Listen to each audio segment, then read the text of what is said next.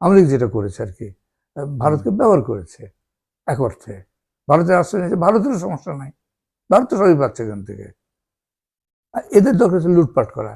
এই বাংলাদেশ নামে যে ভূমিটা আছে, এর সমস্ত কিছু সম্পদ যা আছে এগুলো লুট করেছে আর বিদেশে পাচার করেছে।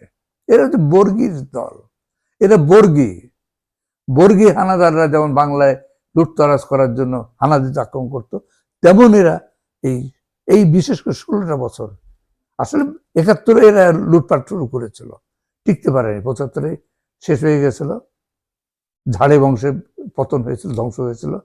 তারপরে আবার ফিরে এসেছিল, এই হাসিনার নেতৃত্বে ফিরে এসেছিল আওয়ামী লীগ এক সময়, এবং তখন স্বরূপ ওইভাবে প্রকাশ করতে পারেনি, সুযোগ পায়নি। সুযোগ পেয়েছে এই 2008-9 থেকে, যে সুযোগটা তারা পেয়েছে 15-16 বছর, 16 বছর প্রায় একদম দেখিয়ে দিয়েছে একেবারে। হ্যাঁ, স্বরূপ দেখিয়ে দিয়েছে এবং বাংলাদেশ থেকে প্রায় শেষ করে দিয়েছে এরা।